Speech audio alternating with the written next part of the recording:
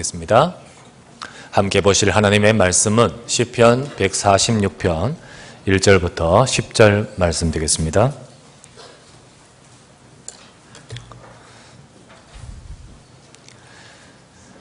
함께 보실 말씀 시편 146편 1절부터 10절 말씀을 다 같이 우리 합독해서 함께 읽도록 하십시다. 합독합시다. 할렐루야, 내 영혼아 여호와를 찬양하라. 나의 생전에 여호와를 찬양하며 나의 평생에 내 하나님을 찬송하리로다.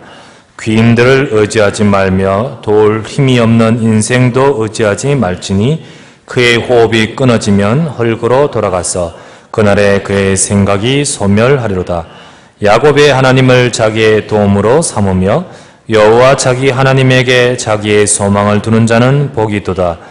여호와는 천지와 바다와 그 중에 만물을 지으시며 영원히 진실함을 지키시며 얼릉리 사람들을 위해 정의로 심판하시며 줄인 자들에게 먹을 것을 주시는 이시로다. 여호와께서는 갇힌 자들에게 자유를 주시는도다. 여호와께서 맹인들의 눈을 여시며 여호와께서 비굴한 자들을 일으키시며 여호와께서 의인들을 사랑하시며 여호와께서 나그네들을 보호하시며 고와 과부를 붙드시고 악인들의 길은 굽게 하시는도다. 시온아, 여호와는 영원히 다스리시고 내 하나님은 대대로 통치하시리로다. 할렐루야, 아멘. 우리 좌우에 계신 분으로 같이 인사 나누십시다. 하나님의 은혜 받으시길 바랍니다. 인사합시다. 예, 다시 한 번 더 인사하십시다. 일심전심 지속합시다. 네, 감사합니다. 앞에 현수막이 지난주에 바뀌었죠? 예, 지난주 일심전심 지속 바꿨는데, 지난주 너무 예술적으로 해가지고요. 꼭, 무슨, 이렇게, 연결식장에 이렇게 적혀 있는 이렇게 한자 겉에가 조금 분위기 좀 바꿔라 해서 이렇게 컬러로 이렇게 바꿨습니다. 어쨌든 그 내용은 그대로인데 일심, 전심, 지속. 2014년에 오늘도 저와 여러분들의 새로운 마음을 품고 또 하나님을 바라보면서 특별히 오늘 제목은 나의 평생에 내 하나님을 찬송하리로다. 내 평생에 내 하나님을 찬송하리로다. 다짐 아닙니까? 예, 여러분과 제게 새로운 마음의 다짐을 갖는 그런 시간 되셔야 되겠습니다. 시편 146편을 읽었는데요. 이제 146편부터 시편은 150편까지 있습니다. 146, 7, 8, 9, 150편까지 5편의 시가요. 마지막 시인데 이 시들을 좀 특징이 있습니다. 이 5편의 시들을 무슨 시라 하냐면요. 할렐루야 시라고 합니다. 할렐루야 시. 왜 할렐루야 시라고 할까요? 5편 내리 달아 이 5편 시는 전부 다 할렐루야로 시작합니다. 할렐루야로 딱 시작해요. 이 할렐루야가 뜻이 뭡니까? 할렐루 찬양하라 뜻이고요. 우리는 찬양하라 찬양하라 뜻이고 야는요 여호와를 말합니다. 여호와를 찬양하라 라는 뜻입니다. 그래서 할렐루야라는 말은 여호와를 찬양하라. 그렇다면 이 시가 전부 다 이 찬양하는 그런 고백의 내용이겠죠. 물론 우리가 150편 전체 시가 다 하나님께 찬양의 고백이었지만은 특별히 이 146편부터 150편까지는 할렐루야 시다라고 말할 수 있습니다. 그래서 오늘 그 중에 146편을 봤는데 여러분 이 시간에 나의 평생에 내 하나님을 찬송하리로다. 우리 각자가 정말로 중심에 나는 하나님을 찬송하겠다라는 마음이 오늘 이 시간에도 이 말씀을 통하여 또 이 시간 갖는 시간 되기를 바랍니다. 어제 저는 저희 집은 이사를 했습니다. 이사를 했는데요. 참 이렇게 지난번에 한번 말씀드린 대로 아무래도 이사를 해야겠다라는 말씀을 드린 적이 있었습니다. 참 교회 고맙게도요. 우리 장로님들과 우리 여러 재직들이 감사하게도 목사님 가까운데 편한데 계셔야 된다고 해서 상암동에 집을 거쳐 마련해 주셔서 계속 여기서 우리 살았죠. 그런데 이 서울 전체가 이 전세값이 많이 뛰었잖아요. 뛰었고요. 특별히 상암동이 전세값이 너무 많이 뛰었어요. 1년여 만에 한 1억이 뛰어가지고요. 그래서 나 여기 살래 그러면 장로님들 다 하시겠지만은 그래도 교회가 또 그렇잖아요. 그렇고 또 아무래도 또 이 상암동이 전세값이 떨어질 것이지를 않아요. 왜냐하면 MBC도 들어왔고요. 계속 들어오는 것들이 또 많단 말이에요. 그러면 집은 더 늘어나지 않을 거니까 생각을 좀 했습니다. 작년부터 약간 좀 다른 곳으로 옮겨야겠다 이런 생각을 하고 말씀을 드렸고요. 그래서 어제 이사를 하게 되었습니다. 나중에 말씀드린 행신동으로 이사를 할 겁니다. 어제 이사해 놓고 왜 할 겁니다라고 합니까? 말이 안 되죠? 지금 반쪽 이사를 했습니다. 왜냐하면 들어가는 이 타이밍이 그쪽하고 안 맞아요. 그래서 한 10일 정도 붕 떠서 어떤 분은 난민생활이라고 표현하던데 조금 그런 시간을 가지게 되었습니다. 그래서 반쪽 이사를 하면서요. 그러면서 집사람이 좀 아파서요. 언제부터 아프냐, 몇 주 전에 허리를 좀 아팠는데 또 아이들 안고 뭐 이러면서요. 이게 지난주부터 허리가 갑자기 아팠어요. 더 아팠어요. 한번 아팠다가 또 재발하니까 이건 더 그렇더라고. 그래서 아예 누워버렸어요. 일어나지를 못해요. 걷지를 못하고. 그러는 가운데서 이사를 해야 되니까요. 그 이사를 하면서 또 그렇다고 이삿짐 세탁 맡기지만은 우리가 할 건 또 있단 말이죠. 그런 상황에서 억지로 해야 되고, 저도 이게 어깨하고 팔이 안 좋거든요. 그런 가운데서 하다 보니까 하면서 힘들더라고. 좀 힘들고 이렇게 그랬었습니다. 그래 어제 힘들게 이렇게 이사를 하면서 이 집사람도 힘드니까요 내한테 짜증을 내지요. 그럼 나는요 힘드니까요 짜증을 어떻게 하죠? 또 플러스 해서 이러니까 이게 이사하면서 좀 마음이 그렇더라고요. 그러다가 어제 이사를 그래도 참 감사한 마음으로 감사함이 이렇게 저녁에 딱 되어서 이제 이사를 다 끝내고 모처로 이사를 했습니다. 우리는 모처로 가서 있습니다. 찾지 마시기 바랍니다. 거기서 있는데 저녁에 이제 제가 이제 설교 준비 또 내일을 두고 기도하면서 이렇게 메시지를 준비한다고 목양실에서 기도하고 딱 제목을 딱 보니까요. 나의 평생에 내 하나님을 찬송하리로다. 과연 오늘 내 마음속에는 하나님을 찬송함이 있었는가? 과연 나는 정말로 하나님을 찬송하면서 오늘 하루도 이렇게 쭉 지냈는가? 인간은 참 이렇게 이 꽃이 만발하고 날씨가 좋고 이런 분위기 속에서는요, 어떡하죠? 흥얼흥얼 걸어요. 그러다가 조금만 손에 가시면 딱 빽이 꼽히면요, 불평하고 아프다 하고 에하야 하고 이런 모습이잖아요. 우리가 순간순간 그렇다는 거죠. 참 이렇게 우리의 마음이 연약함이 그지없습니다. 저도 어제 쭉 보면서요. 야, 내가 오늘 이 시편 146편을 이번 주 설교한다고 이미 제목도 이렇게 정해놓고 보내놓고 그리고 하면서도 내 마음속에 정말 조금 아야한다고 조금 이렇게 짜증난다고 내 마음속에 이게 찬송함보다는 이렇게 그런 게 많더라고요.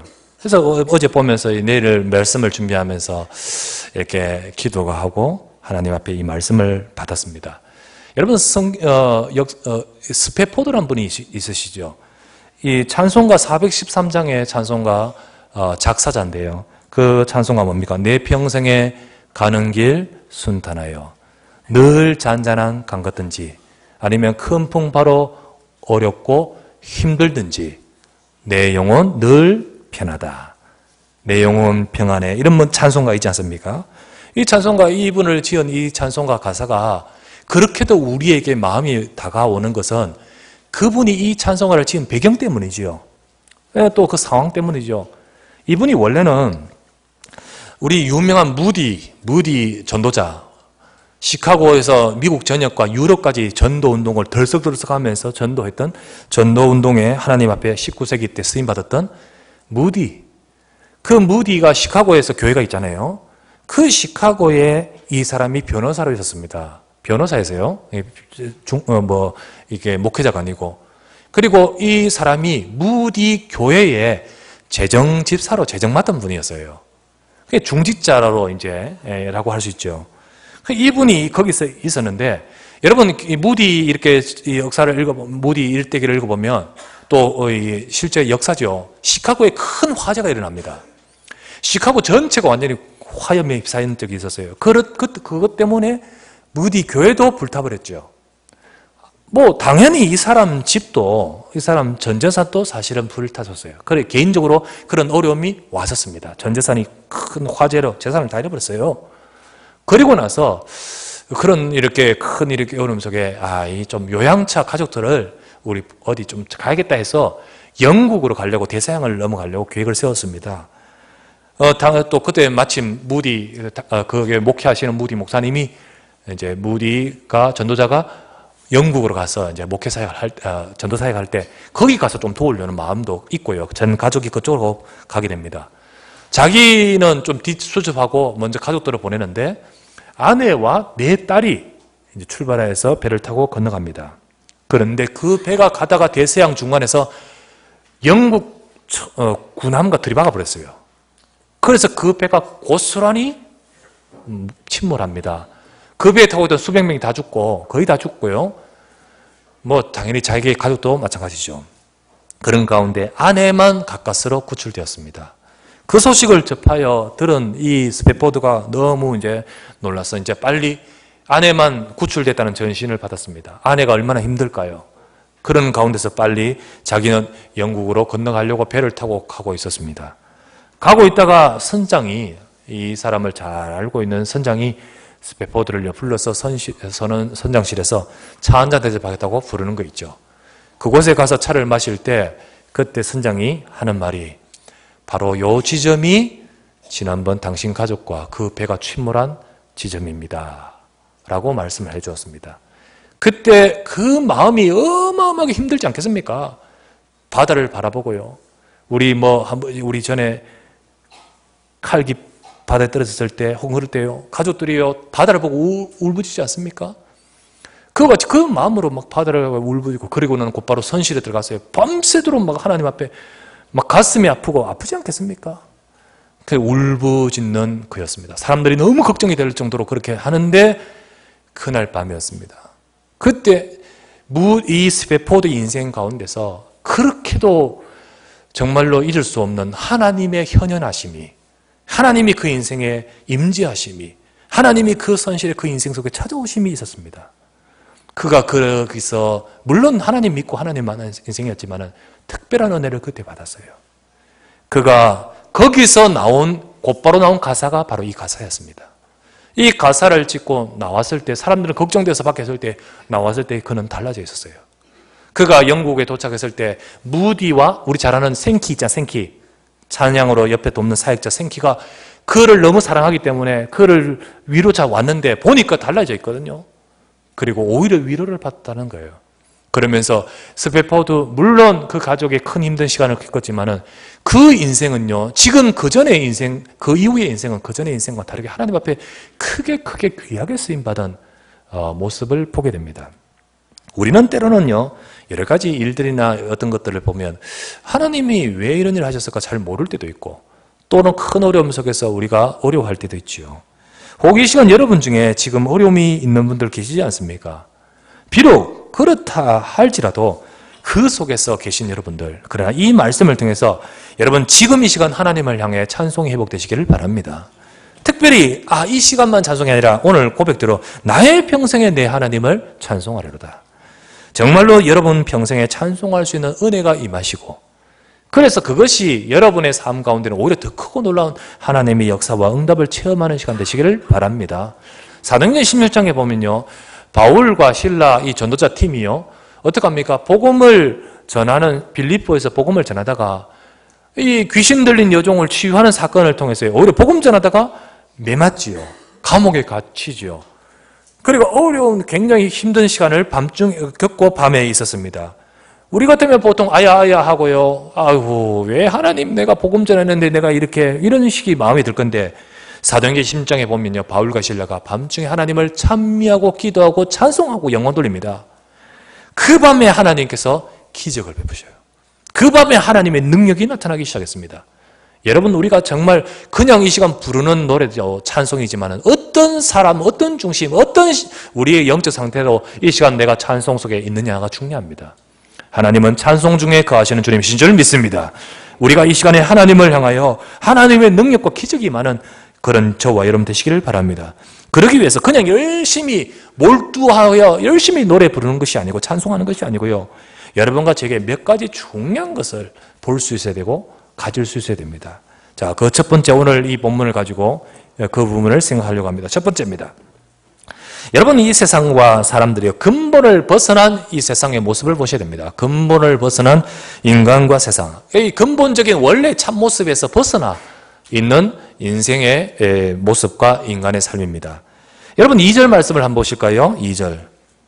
자, 오늘 제목대로 나의 생전에 여호와를 찬양하며 나의 평생에 내 하나님을 찬송하리로다. 자, 이 고백을 이 시인이 고백하고 있습니다. 그런데요, 내가 내 평생에 하나님을 찬송하고 내 평생 내 모든 삶을 통해 하나님을 찬송하겠습니다. 하지만 이 사실요, 사실 원래 우리 인생이 하나님을 바로 이렇게 되기 위해서 창조되었던 원래 모습입니다. 원래는 우리가 하나님을 이렇게 찬송하기 위해서 창조되었던 것들이 원래 우리 근본 모습 아닙니까? 이사야서 43장 21절 말씀에 이렇게 기록되어 있습니다. 이 백성은 내가 나를 위하여 지었나니 나를 찬송하게 하려 함이니라. 이 백성은 내가 나를 위하여 지었나니 나를 찬송하게 하려 함이라 라고 하시면서 주님은 우리를 창조하신 목적의 원리를 말씀하고 있습니다. 그러면 늘 노래 부르고 하나님께 찬송가 부르기 위해서냐? 여러분, 그 말씀이 아니죠. 창세기 1장에 보니까요, 하나님이 인간을 창조하시고 나서 우리를 보시기에 뭐였더라? 보시기에 뭐였더라? 좋았더라 하죠. 보시기에 좋았더라 했습니다. 바로 그것을 말합니다. 그것을. 세상에 인간을 하나님이 먼저 여러 가지를 만드셨습니다. 먼저 빛이 있으라, 그리고 궁창, 그리고 해와 달 만물을 하나하나 만드실 때 다 보시기에 좋았더라 했는데요. 근데 마지막 날 인간을 창조하시고, 그 인간의 창조는요, 창세기 1장 27절에 뭐라 됐습니까? 하나님이 자기 형상, 곧 하나님의 형상대로 남자와 여자를 창조하시고 라고 하셨죠. 그 하나님께서 하나님 형상대로 만든 인간 창조하시고 하나님 보시기에 좋았더라. 그리고 나서 하나님은 쉬셨습니다. 휴식하셨어요. 그게 바로 마지막 날 7일째 안식일이죠. 여러분, 6일쯤 일했으니까 힘들어서 하나님이 쉬셨는 건 그런 말이 아니잖아요. 하나님이 힘드시지 않는 분이잖아요. 피곤하지도 않으시고 곤비치도 않으시는 하나님 아니십니까? 하나님이 쉬신 의미가 있어요. 특별히 해도 만드시고 만물도, 어마어마한 이 세상의 모든 우주와 모든 것들을 만드신 그 큰 일을 만드시고도 하나님 쉬시다 하시지 않았는데, 하나님이 바로 사람을 만드시고 그 다음날 쉬셨다 했습니다. 6일째 되날 만드시고 쉬셨다 했습니다. 하나님 보시기에 좋았더라. 이 말은 뭡니까? 인간을 보시면서 인간 자체가 바로, 그때 그 인간이 노래 불렀느냐 그 말이 아니고요, 인간 자체를 보시고 하나님이 기뻐하신 거예요. 하나님 기뻐하시고, 그리고는요, 쉬셨다는 것은 만족인 거예요. 만족. 하나님이 보시고 만족하시고, 그리고 하나님이 인간 그 자체가 만물과 그 또 특별히 인간을 보시고 그 하나님께 영광이 되는 거죠.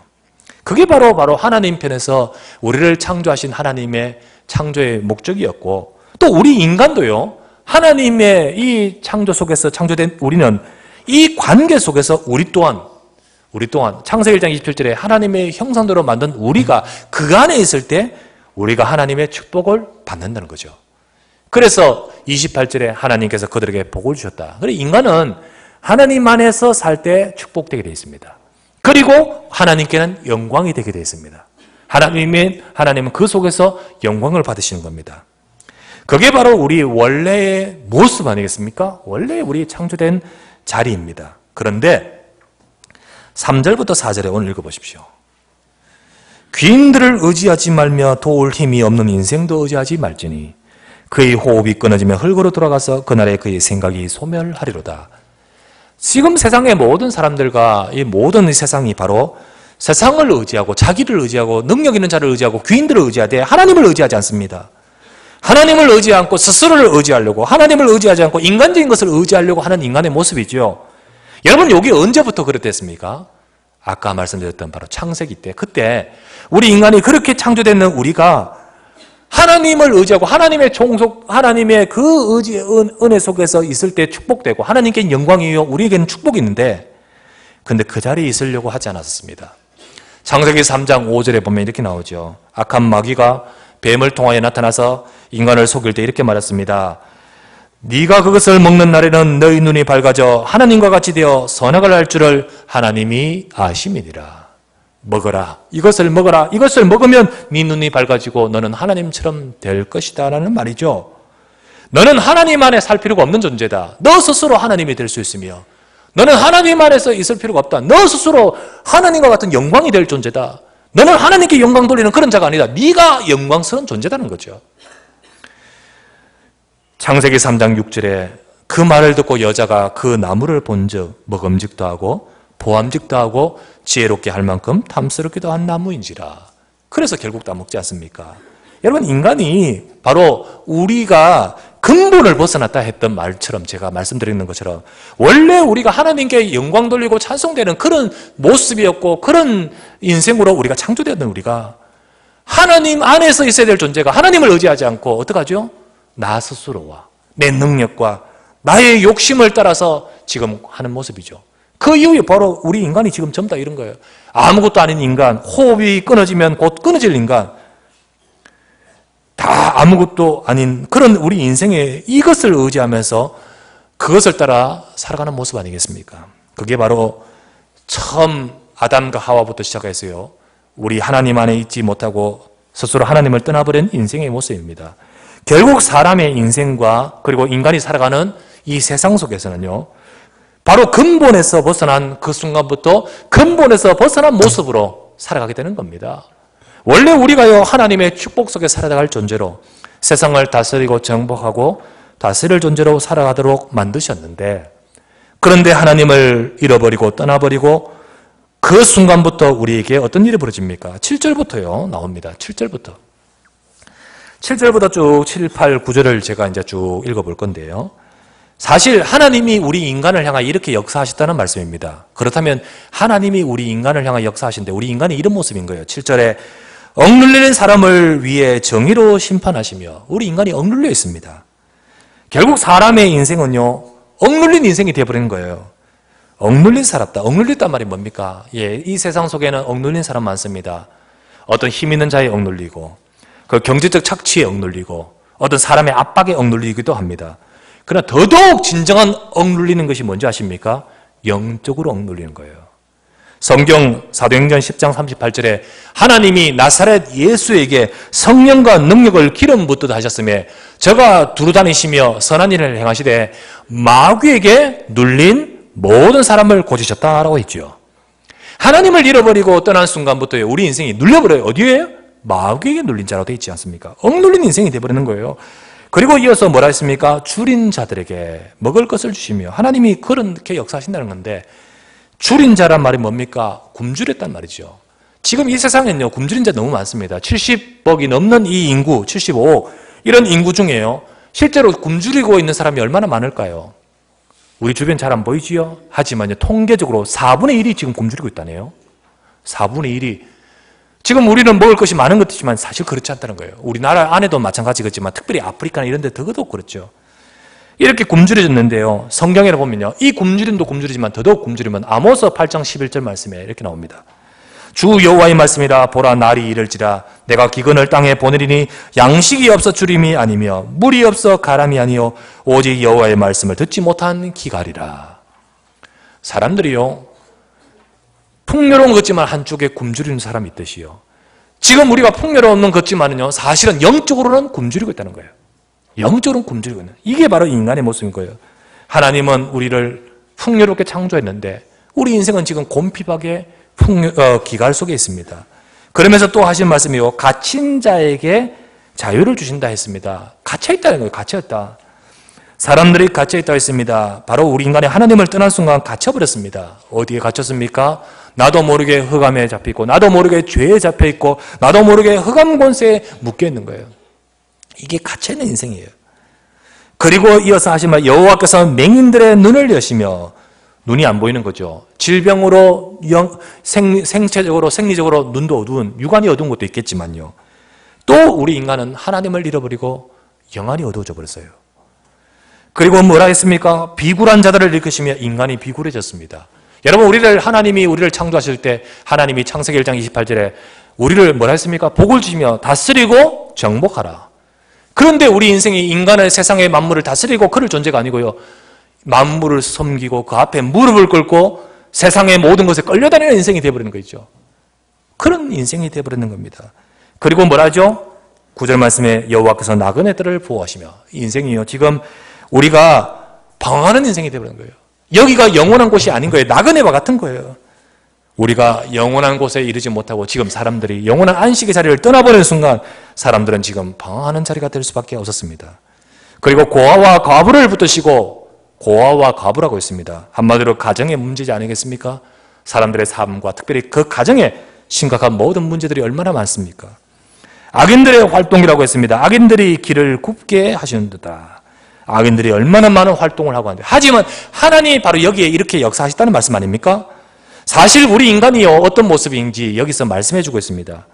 우리가 원래는 우리가 하나님께 영광 돌리며 하나님을 찬송할 만한 삶으로 살도록 만드셨는데, 그런데 우리 인간이요 어떻게 했습니까? 스스로를 의지하고 하나님 없이 하나님 안에 살려고 하지 않고 인간이 세상적인 것, 인간적인 것을 따라 하나님을 떠나는 순간부터 우리 속에는요 굶주림이요, 억눌림이요, 그리고 갇힘이요, 어두워짐이요, 그리고 고아와 과부와 악인들의 활동으로 가득한 인생의 모습이 되는 거예요. 이 모든 것을 위해서 하나님이 바로 예수님 오셨지 않습니까?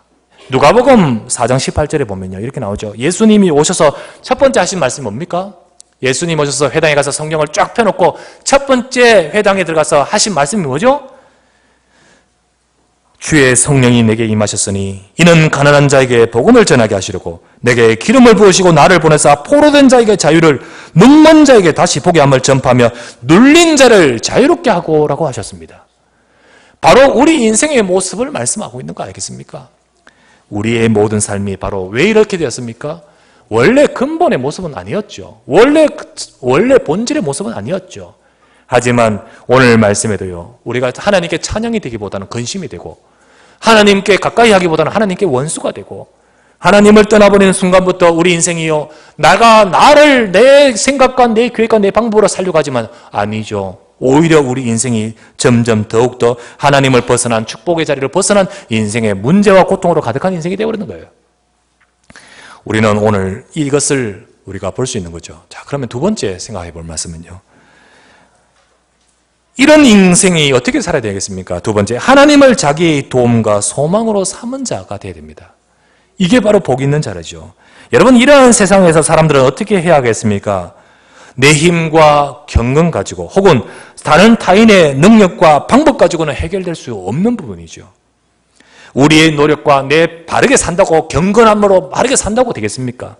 또 우리의 능력과 다른 세상적인 방법으로 진짜 우리 인생의 이 문제가 해결되지 않는다는 거죠.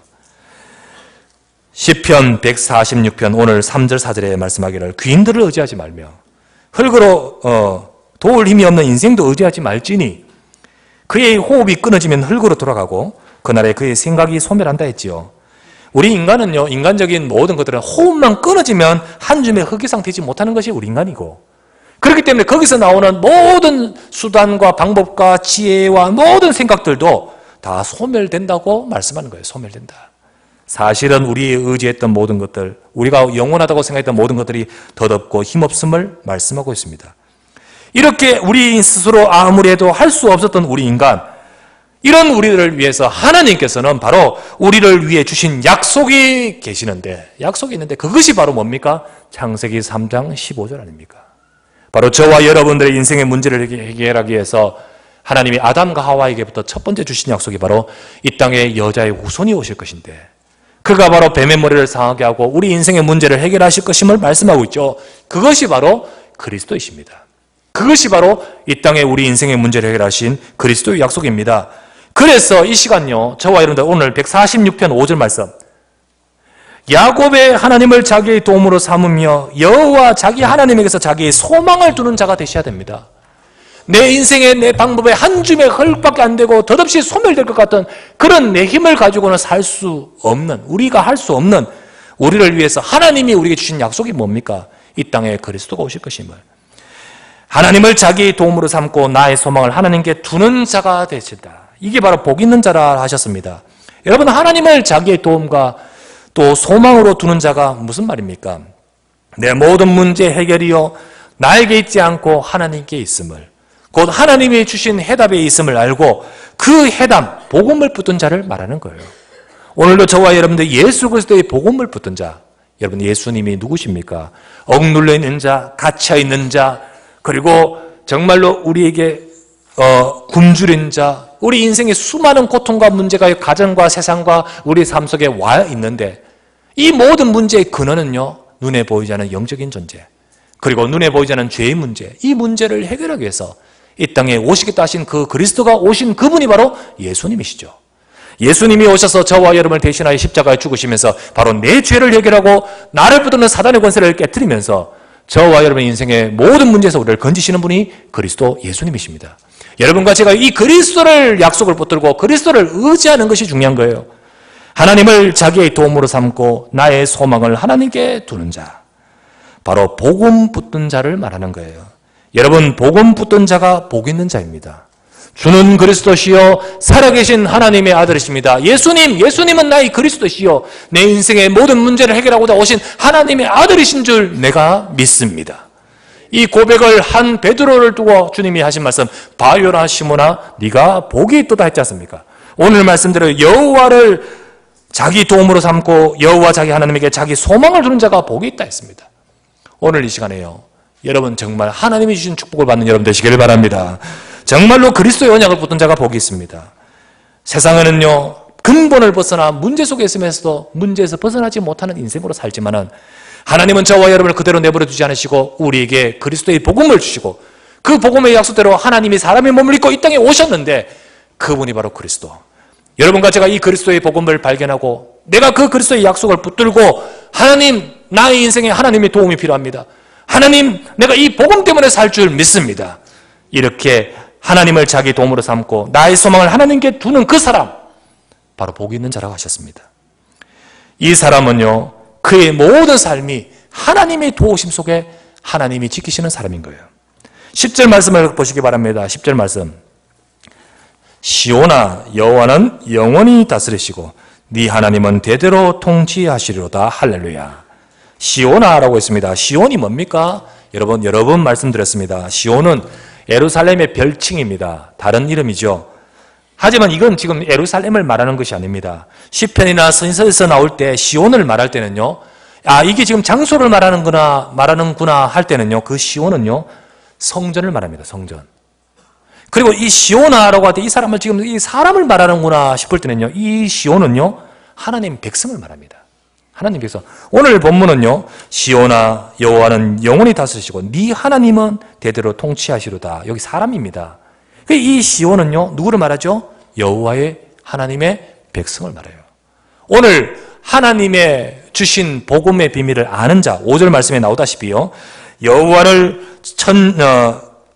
여호와 야곱의 하나님을 자기 도움으로 삼고 여호와 자기 하나님에게 자기의 소망을 두는 자, 곧 예수 그리스도의 복음을 붙든 자, 곧 하나님의 백성 된 자, 이 사람이 시온인 거예요. 근데 이 시온을 두고 주님이 뭐라 하셨습니까? 여호와는 너를 영원히 다스리신다. 여호와는 너를 영원히 통치하신다라고 말씀하신 거예요.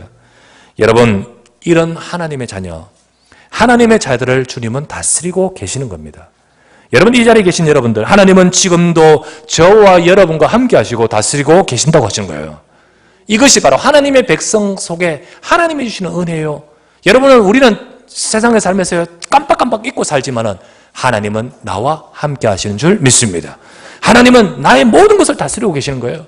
때로는 어려움 속에 있죠. 때로는 힘든 일도 있죠.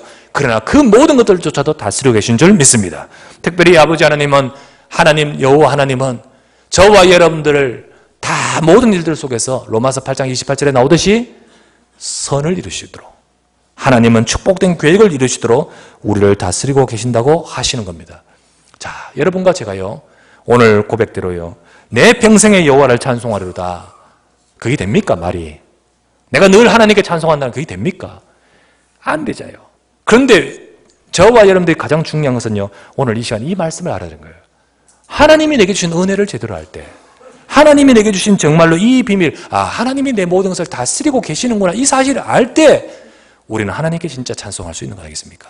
때로는 힘든 일이 있을 때 우리가 찬송이 될 수 있겠습니까? 하지만 그것조차도 하나님의 다스리심을 알 때 하나님을 찬송할 수 있습니다. 그것조차도 하나님께서 주관하심을 우리가 알 때 하나님께 찬송이 될 수 있는 거예요. 그래서 세 번째, 바로 이 비밀이 있는 자가 세 번째 진정으로 우리 평생에 이런 고백을 할 수 있는 겁니다. 세 번째, 나의 평생의 다짐을 우리가 이렇게 해야 되겠습니다. 여러분, 우리가 이 부분을 깨닫고 발견한 자들의 진정한 고백이 바로 무엇입니까? 2절인 거예요. 아까 우리 읽었던 2절. 나의 생전에 여호와를 찬양하며 나의 평생에 내 하나님을 찬송하리로다. 이 고백이 할 수 있는 것은 바로 방금 우리가 나누었던 말씀대로 하나님께서 저와 여러분의 인생을 다스리고 계심을 제대로 알고 깨닫고 붙든 자들만에 할 수 있는 고백이 바로 2절일 것입니다. 내 평생에 하나님을 찬송하겠습니다. 이 말은 늘 찬송가 부르면서 살겠다는 말이 아니지요. 찬양과 찬송이 곡주로만 붙여진 음악으로만 우리가 국한시켜서는 절대 안 되는 거예요. 우리가 입에서 지금 나오는 노래로만 우리가 찬송이요 찬양이라고 국한시켜서는 안 되는 겁니다. 하나님은요, 내가 늘 24시간 찬송가만 부르는 그 말을 말하는 것이 아니고요, 내 인생 자체가 하나님께 찬송이 되어지고 내 인생 자체가 하나님께 영광이 되는 것을 원하시는 거예요. 그것이 바로 하나님이 원래 우리를 창조하실 때의 모습이며 보시기에 좋았더라, 만족하시고 기뻐하시고 영광을 받으시지 않습니까? 이와 같이 하나님은 저와 여러분들의 모든 삶이 바로 이와 같은 응답을 받기를 원하십니다. 오늘 내 평생에 여호와를 찬양하며 나의 평생에 하나님을 찬송하리로다, 이런 고백과 이런 다짐이 저와 여러분에 있기를 바랍니다. 이것은요, 내가 멋진 자리에 올랐을 때, 내가 지금 높은 성공을 했을 때만 이루어지는 것인가요? 아닙니다. 그렇지 않습니다. 하나님은요, 내 평생에라는 말처럼 지금 이 시간, 이 자리에서 혹 내 모습이 지금 참 힘들다는 그 모습 속에서도 하나님께 내가 찬양이 되기를 원하시는 거예요. 하나님께 찬양이 되기를 원하십니다.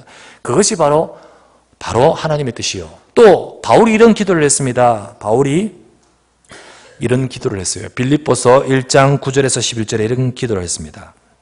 자, 내가 기도하노라. 자, 바울의 기도입니다. 너희를 위해 이렇게 기도하노라. 너희의 사랑을 지식과 모든 총명으로 점점 더 풍성하게 하사 너희로 지극히 선한 것을 분별하며 또 진실하여 허물 없이 그리스도의 날까지 이르고 예수 그리스도로 말미암아 의의 열매가 가득하여 하나님의 영광과 찬송이 되기를 원하노라. 기도하노라. 이게 바울이 기도했습니다. 너희를 위하여 이렇게 기도한다라는 기도죠. 이것이 뭔 말입니까? 하나님이 이걸 원한다는 거죠. 저와 여러분들이 아셔야 될 것은요, 하나님은 저와 여러분들 우리 자체가 하나님의 영광과 찬송이 되기를 원하시는 거예요. 하나님의 영광과 찬송이 되기를 원한다. 그래서 여러분, 내가 나의 평생에 내 하나님을 찬송하겠습니다 라는 다짐을 하시되, 이 다짐이 어떤 의미가 있는지를 세 가지로 정리해서 말씀드립니다. 여러분, 이 시간 이 다짐이 여러분과 저의 다짐이 되시기를 바랍니다. 나의 평생에 내 하나님을 찬송하겠습니다. 이 다짐이 무엇입니까? 첫 번째입니다. 여러분과 제가 어떤 상황에도 하나님을 높이고 감사할 것입니다. 이 다짐이에요. 여러분, 우리가 어떤 상황이란 것은요, 좋은 상황도 있고 편한 상황도 있지만 어려운 상황도 있지 않습니까? 그러나 그 어떤 상황에도 내가 하나님을 높이고 감사할 것입니다. 이게 바로 나의 평생에 여호와를 찬양할 것입니다 라는 말 아니겠습니까? 바로 이것이 진정한 찬양이겠죠. 우리가 늘 편할 때는 찬양할 수 있겠지만요, 여러분 어려울 때, 그때 우리가 찬양하면서 하나님을 바라보는, 여러분 그 찬양은 진정한 찬양일 겁니다. 사도행전 10장에 아까 말씀드렸다시피요, 매 맞고 감옥에 갇힌 바울과 실라, 복음 전하다가 매 맞고 감옥에 갇혔는데 그 바울과 실라가 밤중에 한 것이 바로 이 찬양이었습니다. 그런데 놀라운 것은 이 찬양을 할 때 하나님의 기적이 벌어지고 하나님의 능력이 나타나는 거죠. 여러분, 이 시간에요, 나의 평생에 내 하나님을 찬송하겠습니다. 여러분, 이 시간에 질병 있는 자도 계십니다. 여러분, 이 시간에 정말로 가정에 경제적으로 어렵고 공고한 자도 계십니다. 여러분, 이 시간 혹시 마음이 참 너무 힘들다 하시는 분도 계실 것입니다. 하지만 여러분의 그 상황에도 하나님을 높이고 감사할 수 있는 저와 여러분 되시기를 바랍니다. 하나님 앞에 이 시간 기도하면서, 하나님, 내가 주님을 찬송하고 주님께 기도할 수 있는, 주님을 높일 수 있는 그 어떤 상황에도 높일 수 있는 고백을 하기를 원합니다. 이게 바로 나의 평생에 내 하나님을 찬송하려다, 이 말 아니겠습니까? 두 번째, 나의 평생에 내 하나님을 찬송하려다, 그 다짐이 어떤 다짐일까요? 나는 무엇보다도 하나님을 바라고 즐거워할 것입니다. 곧 그 어떤 것보다 하나님을 가장 바라고 즐거워할 것입니다, 이 말이죠. 내 평생에 하나님을 찬송, 나의 인생의 가장 가치가 바로 하나님이신 겁니다. 이것이 바로 진정한 찬양의 모습인 것입니다. 우리는 여러 가지 자꾸만 이것을 바라고 저것을 바라면서 우리 마음이 뺏길 때가 참 많습니다. 그 마음 가지고는 우리가 하나님을 온전하게 찬양한다 할 수 없죠. 주님은 말씀합니다. 우리가 정말로 주님을 즐거워하기를 원하시는 거예요. 시편 9편 2절 말씀에 다윗이 왕이 된 다윗이 얼마나 주변에 좋은 것이 많을까요? 그런데 이 다윗이 이렇게 고백을 합니다. 내가 주를 기뻐하고 즐거워하며 지존하신 주의 이름을 찬송하리니. 내가 주님을 기뻐하고 즐거워한다 했습니다. 그래서 나온 것이 찬송이고 찬송. 여러분 찬송은요, 지금 내가 곡조를 부른다는 의미를 넘어섰어요. 내가 주님을 기뻐하고 즐거워하는 것이 중요한 거죠. 그렇지 않습니까? 그것이 바로 하나님께 진정한 영광이죠. 그렇다면 내 평생에 주님을 찬송하겠다 이 말은 뭐죠? 정말 저와 여러분 인생에 가장 주님을 기뻐하고 즐거워하는 저와 여러분 되시게 될 줄 믿습니다. 그게 바로 우리의 원래 모습 아니겠습니까? 그런데 첫사람 아담과 하와는요, 어떻겠습니까? 그 자리에 있지 않고 선악과를 보면서요, 마귀의 말을 들으면서요, 하나님의 말씀보다는 그 말을 의지하고 하나님보다는요 스스로 그 보암직도 하고 먹음직도 하는 그것을 즐거워하지 않습니까? 결국 근본 자리를 떠나버렸듯이 사실은 우리가 예수 그리스도의 복음 받고 이제 구원받은 저와 여러분들, 이제 저와 여러분의 삶 가운데요, 나의 평생에 내 하나님을 찬송하리로다 진정한 의미는 뭘까요? 나의 하나님을 가장 기뻐하고 즐거워하게 했습니다. 여러분 이런 중심과 마음이 있기를 주의 이름으로 부탁합니다. 여러분 언제나 여러분들이 항상 주님을 찬송하고, 때로는 이런 일이 저런 일인지 언제나. 세 번째는요, 이 다짐이 어떤 다짐이냐. 세 번째는요, 나는 하나님을 내 평생에 하나님을 찬송하고 찬송하겠습니다. 이 다짐이 어떤 의미가 있을까요? 세 번째, 나는 언제나 하나님을 드러내고 나타낼 것입니다 라는 말에 의미가 담겨 있습니다. 여러분 찬송의 진정한 의미가 바로 이것입니다. 우리가 찬양할 때 내 혼자서 고백도 있지만요, 찬송은요 뭡니까? 내 입 밖으로 드러내면서 많은 사람들에게 하나님이 하신 일을 드러내는 것이에요. 그래서 찬송은요 뭐와 관계되어 있냐면 전도와 관계되어 있습니다. 여러분 성경 시편 145편 10절부터 12절에 이런 말씀이 있습니다. 시편 145편 10절부터 12절. 오늘 146편 읽었죠? 바로 앞에 보면 145편 한번 보십시오. 10절에서 12절까지를 우리 한번 읽어보실까요? 10절부터 12절 같이 읽겠습니다. 여호와여, 주께서 지으신 모든 것들이 주께 감사하며 주의 성도들이 주를 송축하리이다. 그들이 주의 나라의 영광을 말하며 주의 업적을 일러서 주의 업적과 주의 나라의 위엄 있는 영광을 인생들에게 알게 하리이다. 10절에 여호와여 지으신 모든 것들 주께 감사하면서 성도들이, 주의 성도들은 저와 여러분들이 주를 찬송하겠다, 송축하겠다. 그러면서 이어서 계속하신 말씀 뭡니까? 바로 그들이 인생들에게 하나님의 이 하신 역사를 알게 할 것입니다 라고 말하죠. 우리가 찬송이라는 진정한 의미는요, 내가 주님을 높이면서 동시에 인생들에게 알게 한다는 의미가 달라져요. 알게 한다. 그래서 나의 평생에 내 하나님을 송축하고 찬송하겠습니다. 주님 내 평생에 내게 하신 주의 역사를 전하겠습니다. 이 의미겠죠. 여러분과 제 삶 가운데 늘 찬송하면서, 어떤 일에도 찬송하면서 여러분과 제 삶이 하나님께 영광이 되고 찬송이 되는 그런 은혜가, 그 열매가 가득한 우리의 모든 삶이 되시기를 주의 이름으로 부탁합니다. 때로는 이런 말 저런 말 불평할 때도 있겠고요, 때로는 우리가 그런 말이 나올 때 있겠지만요, 여러분 찬송하면서 그런 마음. 어떤 이런 이야기가 있어요. 남편이 차를 딱 몰고 가는데요, 아내가 옆에서요 막 잔소리 하게 되는데, 그런데 지혜로운 아내는 이렇게 한다고 합니다. 남편이 속도를 막 내요. 속도 줄이라 이런 말하면요, 남편은 짜증나가지고요 더 속도 냅니다. 지혜롭게 찬송가를 이렇게 불러주라 라는 거죠. 어떻게 해요? 80km 속도가 착 나면요 편안하잖아요. 찬송, 내가 매일 기쁘게 순례길 행함은, 이 찬송을 불러요. 100km 싹 올라가요. 그러면요 어떻게 해요? 저 밝고도 묘한 시온성 향하여 가세. 묘한데 뭐가 자꾸 보여요. 시온성이 보여요. 이게 어디예요? 천국에서. 120km 올라갑니다. 어떻게 해요? 해보다 더 밝은 저 천국 믿음만 140km 올라가요. 어떡하죠? 천국에서 만나보자 그 나라 친구. 160km 올라가요. 어떻게 돼요? 며칠 후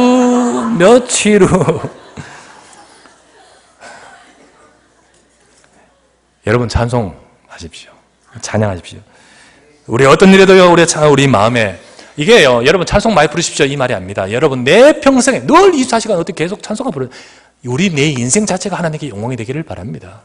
내 삶 자체가 내가 기도하노라, 너희가 하나님께 영광과 찬송이 되기를 원하노라. 내 산업, 내 가정, 내 인생의 삶, 혹 내 아픔, 내 문제까지조차도 하나님께 영광과 찬송이 될 수 있는 축복을 허락하여 주시옵소서. 나는 이 시간 하나님 앞에 내 평생에 내 찬송과 영광을 돌리기를 원합니다. 다짐하는데 이 의미가 뭐죠? 이 의미가 바로 뭡니까? 하나님, 내가 어떤 상황에도 하나님을 높이겠습니다. 하나님, 내가 그 어떤 것보다도 하나님을 더 즐거워하겠습니다. 하나님, 내가 언제나 이 하나님을 내가 다른 이들에게 드러내겠습니다. 이런 고백인 게 있죠. 히브리서 13장 15절의 말씀에 이렇게 말합니다. 그러므로 우리는 예수로 말미암아 항상 찬송의 제사를 하나님께 드리자. 이는 그 이름을 증언하는 입술의 열매니라.